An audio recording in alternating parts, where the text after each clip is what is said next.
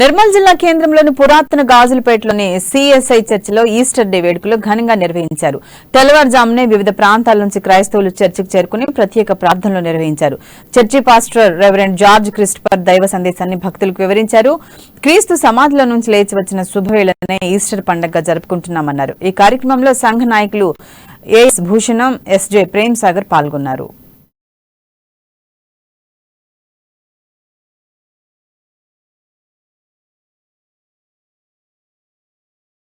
బలహీనం అనేది బలపడితేనే వాస్తవికత some reality has taken place అని మనం జ్ఞాపకం చేస్తాం. కాబట్టి బలహీనతతో ఉన్నటువంటి, గుర్తింపు లేనటువంటి, అట్టడుగున ఉన్నటువంటి వారిని దేవుడు ఈరోజు లేవనెత్తుతూ ఉన్నారు, బలపరుస్తూ ఉన్నారు, సాక్షిగా ఉంచుతూ ఉన్నారు. కాబట్టి సమయంలో ప్రేమైన వాళ్ళ there is a great celebration because God always hears our prayers. There is a celebration because there is a new hope in Christ. There is a celebration because we are always guided by the angels.